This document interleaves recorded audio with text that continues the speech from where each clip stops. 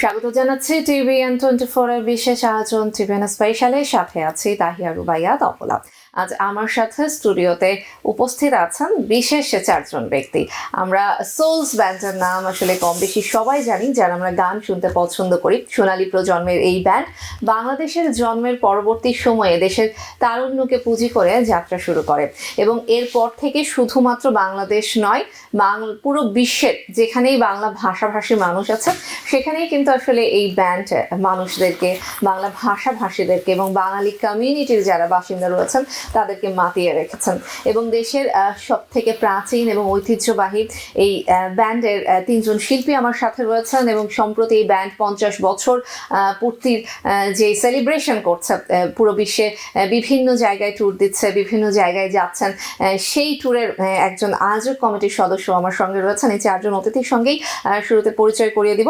আমার সঙ্গে আছেন ভোকালিস্ট পার্থ বড়ুয়া, আমার সঙ্গে রয়েছেন কিবোর্ডিস্ট মীর শাহরিয়ার হোসেন মাসুম, আমার সঙ্গে আরও যুক্ত আছেন আহসানুর রহমান আশিক ড্রাম এবং সেই সাথে রয়েছেন আয়োজক মোহাম্মদ জামান মনির।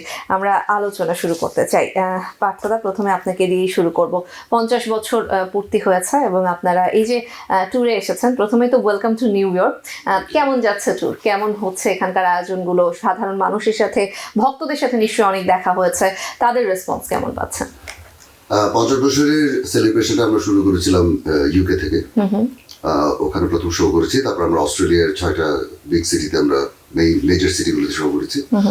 তৃতীয় ফেজে আমরা এখানে আসছি আমেরিকাতে। তো আমেরিকা তো স্বপ্নের দেশ, ল্যান্ড অফ অপরচুনিটি, সবাই তো আসতে চায় এখানে। আমরা সোলস আসতে চেয়েছি। আমাদের মনির ভাইকে থ্যাঙ্কস, দেশি মিউজিক এন্টারটেনমেন্টকে আমাদেরকে নিয়ে আসার জন্য।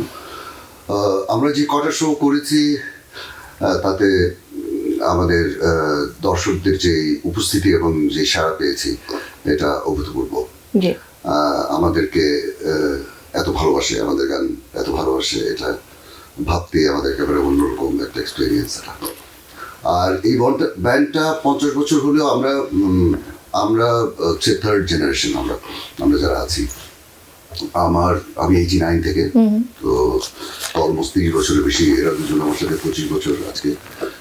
তো আগে তো যারা ছিলেন সোলসের অনেক গুণী মানুষজন ছিলেন, তার মধ্যে একেবারে প্রসিদ্ধ হচ্ছে বাচ্চু ভাই, নকিব ভাই, তপন দা, ওরা করে গেছেন। তারপরে আমরা ওটা চলে যাচ্ছে আমাদের হাতে। এখন 20-25টা বছর একসাথে থাকা তো একটা ব্যাপার। এই বিষয়টা আসতাম যে বাংলাদেশের কিংবদন্তি শিল্পীরা যেই যাত্রাটা শুরু করেছেন, আপনি 30 বছরের বেশি সময় ধরে সেটার হাল ধরে রেখেছেন। কেমন লাগে? অভিজ্ঞতাটা কেমন? অনেক ব্যান্ড তো হারিয়ে গেছে, অনেক ব্যান্ড এভাবে দাঁড়াতে পারেনি। এত বছর ধরে মানুষের সাথে আছেন, সহকর্মীদের সাথে আছেন, কেমন অভিজ্ঞতা? অভিজ্ঞতাটা হচ্ছে, এটার জন্য তো কষ্ট তো করেছি, কিন্তু প্রাপ্তির জায়গা থেকে যদি বলি, সেখানে হচ্ছে আমরা এই মানুষগুলো এতদিন একসাথে আছি, এটাই সবচেয়ে আমার কাছে বড় কথা। এতদিন যখন একসাথে থাকতে পেরেছি, আমরা একসাথে যুদ্ধ করেছি, এই পর্যায়ে আসছি আমরা সবাই। তো এই জন্য আমি প্রথমেই ধন্যবাদ দেবো আমার নিজের ব্যান্ড মেম্বারদেরকে ধন্যবাদ দেবো। জি, আমি ব্যান্ডের আরো দুজন শিল্পী রয়েছেন, তাদের কাছ থেকে একটু অভিজ্ঞতা ছোট্ট করে শুনবো। মীর শাহরিয়ার হোসেন মাসুম, শুনবো কেমন লাগছে এখানে এসে? সাধারণ মানুষদের সঙ্গে ইন্টারাকশন হচ্ছে, ভক্তদের সঙ্গে দেখা হচ্ছে, অভিজ্ঞতা কি? আমার ইউএস প্রথম আসা, প্রথম ট্যুর আমার এটা। আমার অভিজ্ঞতা বলতে অসাধারণ। মানে আমার বিয়ন্ড মাই এক্সপেকটেশনস। মানে আমি যা শুনেছি এতদিন ইউএস এর দর্শক সম্পর্কে, তার থেকে অনেক অনেক ভালো। আমরা গ্র্যাজুয়ালি এখন 11টার মতো শো করেছি। দর্শকের রেসপন্স আস্তে আস্তে বেটার থেকে বেটার হচ্ছে। হ্যাঁ, তো এইটা আমার কাছে অবাক লেগেছে এবং আমার ভাবনার আসলে অনেক বাইরে যে দর্শক এত সুন্দরভাবে আমাদের গানগুলো শুনবে, রেসপন্স করবে, আবার রিকোয়েস্ট, এমন গান রিকোয়েস্ট করছে যেগুলো আমরাও বাজাতে পছন্দ করি। সো এক কথায় অসাধারণ। জি, আহসানুর রহমান আশিক, আপনি একটু যোগ করবেন। ধন্যবাদ। আসলে আমি এর আগে এসেছিলাম 2011-তে, আমি এসেছিলাম, দাদার সাথে এসেছিলাম। তো সেই সময়কার অডিয়েন্স এবং ওই সময়কার যে মানে মানুষের রিয়াকশন ছিল, বা এইটার থেকে এইবারেরটা একেবারেই আকাশ পাতাল ডিফারেন্স, মানে আচ্ছা। ওভারওয়েলমিং একটা ব্যাপার। এবং সবচেয়ে ইন্টারেস্টিং যেটা ছিল, সোলস অনেক পুরাতন ব্যান্ড, মানুষ বলে সোলসের আগের গানগুলির মতো গান হচ্ছে না কেন, গান পাচ্ছি না কেন, এবার যেটা দেখেছি একেবারেই ছোট বাচ্চা 12-13 বছরের, ওর ফাদার হয়তো কখনো সোলসের গান শুনেছে, বাট সেই বাচ্চাটাকে দেখেছি আমাদের গান গাইছে স্টেজে, যখন অডিয়েন্সের সঙ্গে নাচানাচি করছে, ও লাইক নাচছে। সো কনসিডারেবলি এটা ধরনের হয় 5th জেনারেশন, তারাও আমাদের গান গাইছে। তো এইটা একটা বিশাল প্রাপ্তি আমি বলবো। আর দাদার কথায় ফেরত যাই, একসাথে 25-30 বছর থাকা এটা একটা বিশাল জার্নি এবং অত্যন্ত মানে বলবো যে মনোমুগ্ধ করে, ইন্টারেস্টিং একটা জার্নি আমার। জি তো এটা আসলে বলার বাইরে আসে। জি, আমি একটু আয়োজকের কাছে যাব। মোহাম্মদ জামান মনির, আপনার কাছ থেকে জানবো যে 15টা শো করার পরিকল্পনা আপনাদের আছে এবং অলরেডি আপনারা বেশ কয়েকটা করে ফেলেছেন। নিউ ইয়র্কেও 2 তারিখে শো আছে, নিউ ইয়র্কের 2 তারিখে শো সম্পর্কেও একটু জানবো। পাশাপাশি যে এতগুলো যে শো করলেন, সাধারণ মানুষের উপস্থিতি কিংবা তাদের যে বক্তব্য, তাদের সাথে আপনাদের যে কানেকশন, সেইটা কেমন ছিল? Thank you. এই আয়োজন করার আগে যে এক্সপেকটেশন ছিল আর কি, this is not a first time আমি সোলসের শো করছি। আমি 11-এ সোলসের শো আমি করেছি।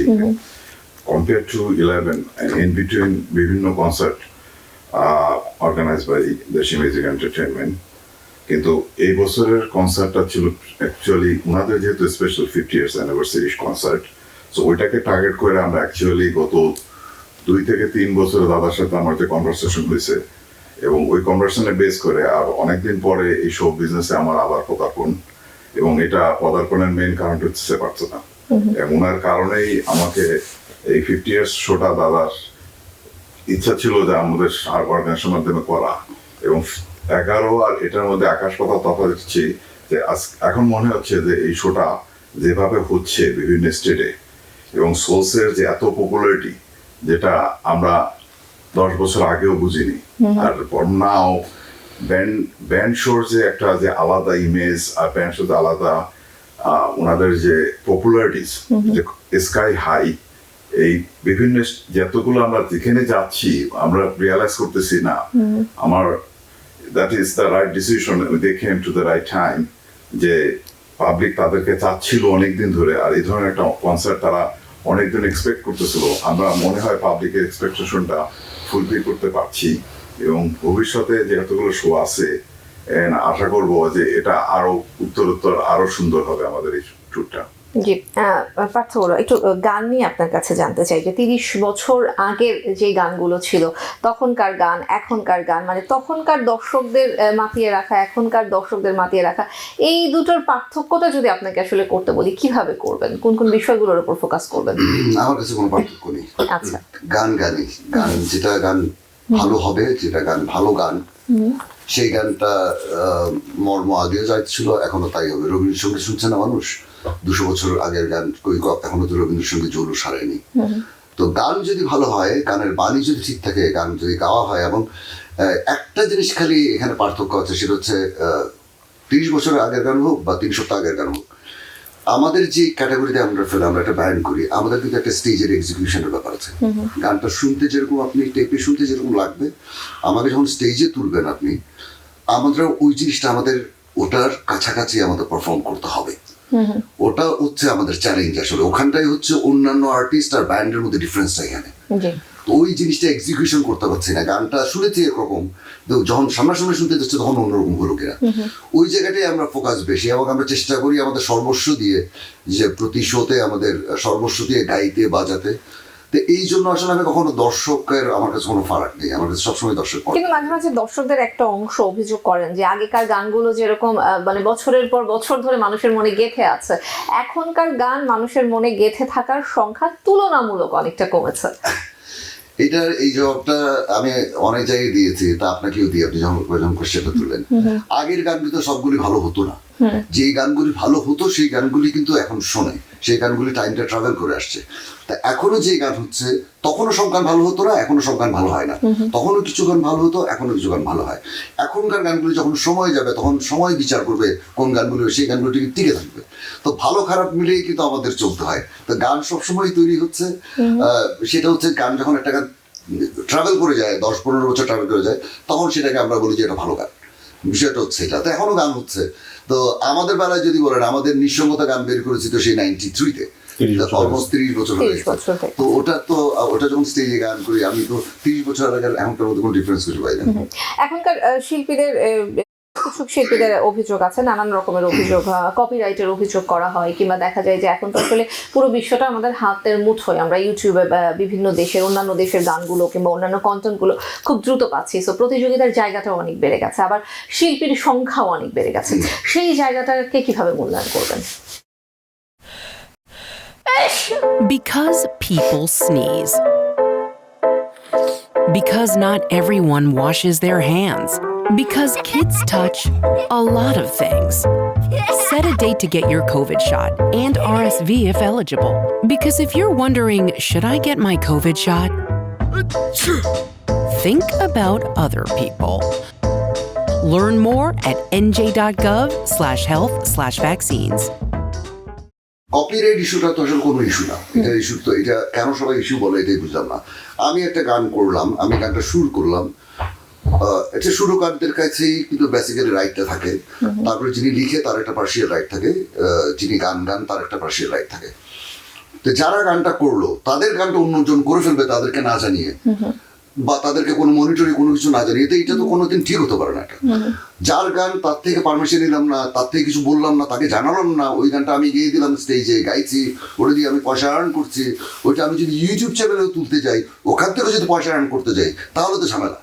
তো যেহেতু গানটা ধরেন আমার গান, আমি কপিরাইট কন্টেন্ট করে রেখেছি, সো আপনি যদি গিয়ে তুলেন তো আপনি তো স্ট্রাইক খাবেনই, গান তো আপনার না এটা। তো আমাদের আগে ওই প্র্যাকটিসটা করা উচিত, যাদের গান গাইছি তাদের থেকে আমরা পারমিশন নিয়েছি কিনা, তাদেরকে অ্যাটলিস্ট মনিটরিং তো অবশ্যই সাপোর্ট দেওয়া দরকার। সেটা যদি না হয় মৌখিকভাবে থেকে কারো জিজ্ঞেস করাটা। সো এই যে কপিরাইটের ইস্যুটা আসলে এই জন্যই আমার কাছে কোনো ইস্যু না।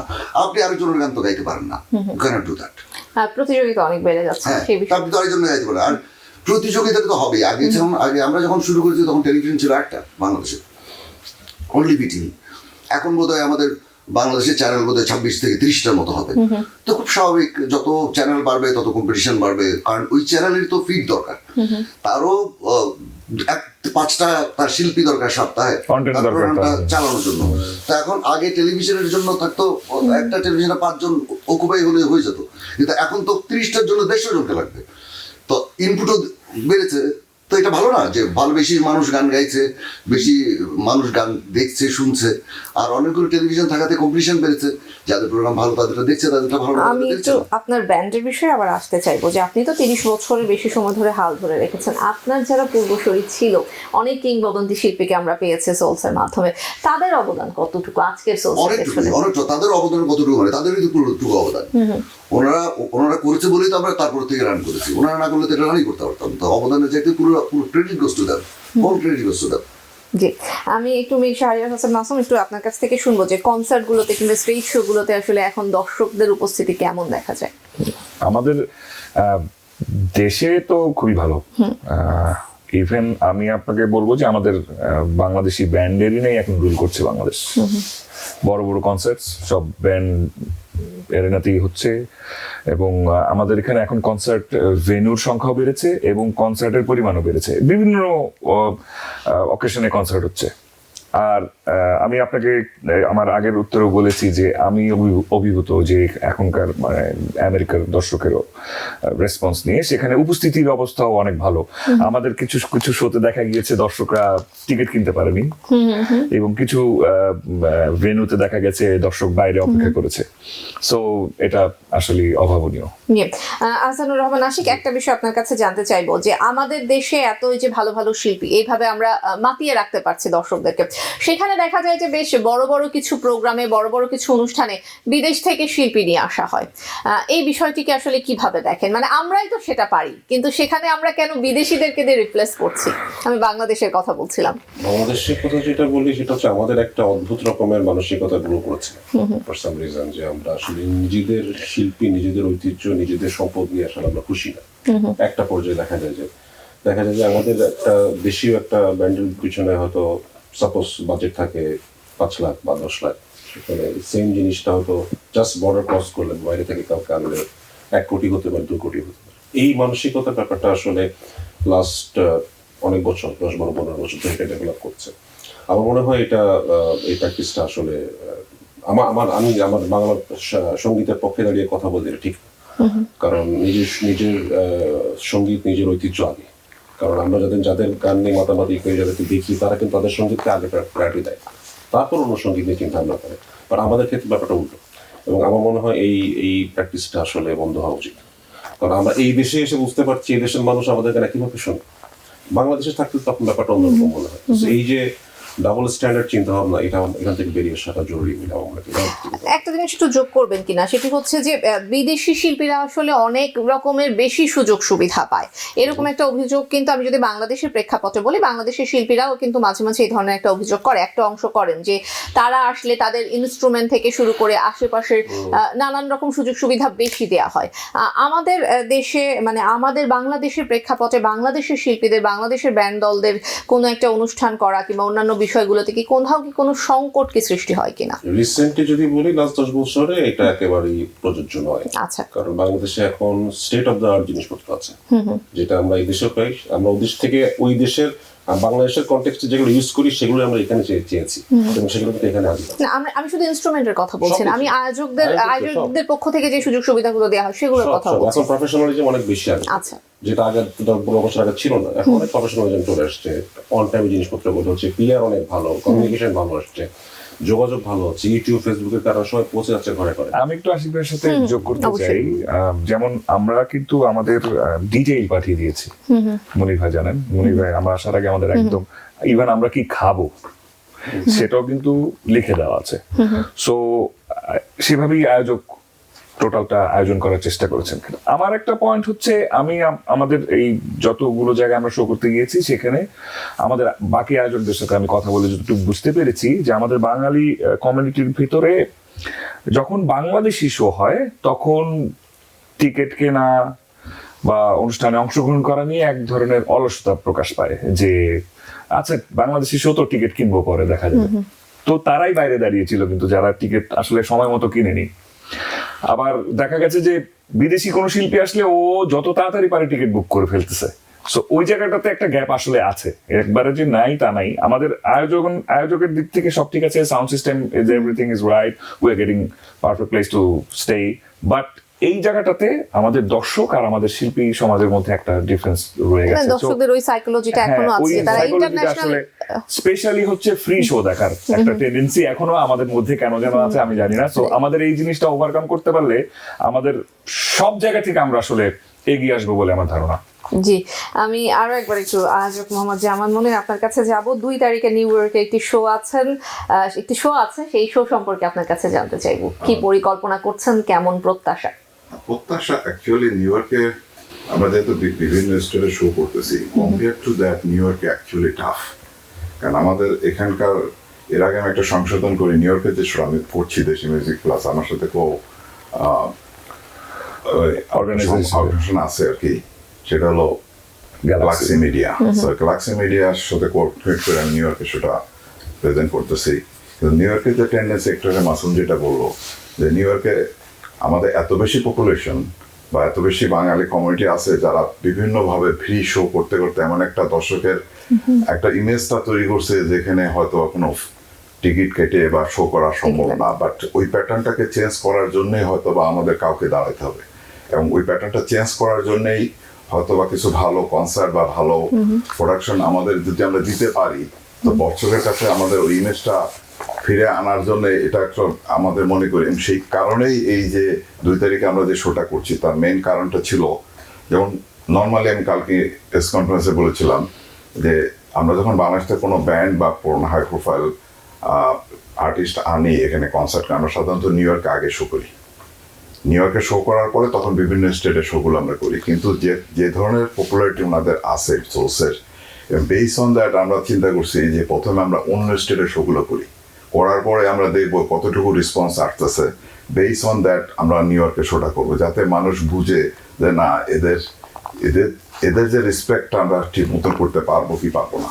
তো নিউ ইয়র্কের শোটা ঠিক সেইভাবে আমাদের এন্ডে করা, এন্ড পার্টি করার এই কারণে যে সবাই জানতেছে, বুঝতেছে যে তারা কি ধরনের কনসার্ট করে, বা তাদের এই যে হাই প্রোফাইল বা একটা আউটপুট যেটা তারা দিচ্ছে ওইটাকেই কাজে লাগানো নিউ ইয়র্কে যে শোটা আমরা করছি ওনাদের যত রিকোয়ারমেন্ট আছে বা মনে করেন সাউন্ড থেকে শুরু করে lighting on all the stuffs আমরা ট্রাই করতেছি সব কিছুই অ্যাজ পার ওনাদের রিকোয়ারমেন্ট হিসাবে প্রেজেন্ট করা, এবং ওইটার জন্যই আমি দেশি মিউজিক এবং গ্যালাক্সি মিডিয়া একসাথে কাজ করতেছি যে নিউ ইয়র্ক শোটা যেন আমরা ওই লেভেলে দিতে পারি যে অনেকদিন পরে যেন দর্শক মনে করতে পারে যে না আমরা বহুদিন Set a পরে standard. আমরা একটা সেটে স্ট্যান্ডার্ড করতে চাচ্ছি, এবং আমরা মনে করি যে এই শোটা পরে যেন মানুষের মনে থাকে যেন আমরা বহুদিন পরে একটা ভালো কনসার্ট দেখলাম। আর এই কারণেই আমি ওই 2 তারিখে যে কনসার্টটা আমরা করতেছি জামাইকা মেরি লুইস একাডেমিতে, এই কনসার্টে একমাত্র সোল ছাড়া আমরা অন্য কোনো পারফর্মার দিতে চাচ্ছি না বা আমাদের কোনো প্ল্যানও নাই, কারণ পাবলিক আসবে সোলসের শো দেখবে, সোলসের যে গানগুলো সোলসের গান তারা ভালোবাসে তাদের রিকোয়েস্টে এই গানগুলো তারা গাবেন, এবং আমি মনে করি যে শো থেকে বাইরের প্র্যাকটিস তারা বলতে পারবে যে না আমরা বহুদিন পর একটা ব্যান্ড শো দেখলাম যেখানে আমরা সবাই স্যাটিসফাইড। আচ্ছা পার্থ বড়ুয়া, এই যে আপনারা যে শোটা করছেন, বাংলাদেশি আমেরিকান যে পরিবারগুলো যাচ্ছে তাদের একটা বড় অংশ কিন্তু রয়েছে নতুন প্রজন্মের যারা সদস্য, যারা হয়তো কখনোই বাংলাদেশে যায়নি, বাবা মায়ের কাছ থেকে হয়তো গল্প শুনেছে, তাদের সাথে বাংলা গান, বাংলার সংস্কৃতি কিংবা বাংলাদেশের এই বিষয়গুলো পরিচয় করিয়ে দেওয়ার যে বিষয়টি, সেই বিষয়টিকে আপনি কিভাবে দেখছেন? দেখুন, আপনারা থাকেন প্রবাসে, আপনারাই থাকেন, তো এই জিনিসটা আপনারা আমাদের থেকে ভালো বুঝবেন বা বলতে পারবেন। তবে আমি যেটা বলবো সেটা হচ্ছে আমি বেশ কিছু জায়গায় দেখেছি, সিয়াটল, ডেনভার, তারপরে এইসব জায়গায় দেখেছি যে সবাই কিন্তু বাচ্চাদের সাথে বাংলায় কথা বলে, এবং বাচ্চাগুলির বয়স 14 বছর 15 বছর, সবাই বাংলায় কথা বলছে এবং নির্ভুল।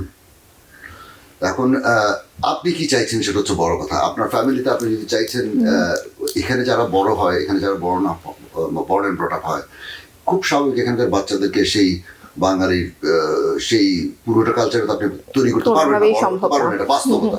সে স্কুলে যাচ্ছে, তার সবকিছু ওর মাঝেও যতটুকু হয় সেটা তো চেষ্টা করতে হবে। আর আমাদের হয়ে কি, আমরা তো আসলাম একটা প্রোগ্রাম করতে, তা আমরা চেষ্টা করি তো আমাদের প্রোগ্রাম স্পটে আসলে তাকে করতে, কিন্তু আসলে এখানে আমাদের ভূমিকার চাইতে এখানে আপনাদের ভূমিকাটাই অনেক বেশি প্রয়োজনীয়। জি, আমরা আজ একদম শেষ পর্যায়ে চলে এসেছি। শেষ মুহূর্তে দর্শকদের জন্য কোনো বার্তা দিতে চান কিনা?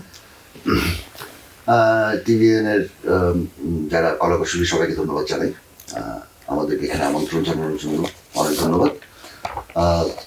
নিউ ইয়র্কের দর্শক এবং টিভিএন এর যারা দর্শক তাদের প্রতি আমরা সোলসের পক্ষ থেকে অনুরোধ করব, আমরা অনেক দূর থেকে এখানে এসেছি, বাংলাদেশ থেকে। আমরা এখানে আপনাদের সামনে আমরা বাজানোর জন্য তৈরি হয়ে এসেছি। আমরা 2 তারিখ বাজাবো এখানে, চেষ্টা করবেন আসতে, আপনারা আসলে ভালো লাগবে। জি, 4 জন অতিথিকে অসংখ্য ধন্যবাদ আজকে আমাদেরকে সময় দেওয়ার জন্য। ধন্যবাদ জানাবো দর্শকদেরকেও। টিভিএন স্পেশালে এই ছিল আজকের মতো। টিভিএন 24 এর সঙ্গেই থাকুন সবসময়। Because people sneeze. Because not everyone washes their hands. Because kids touch a lot of things. Set a date to get your COVID shot and RSV if eligible. Because if you're wondering, should I get my COVID shot? Think about other people. Learn more at nj.gov/health/vaccines.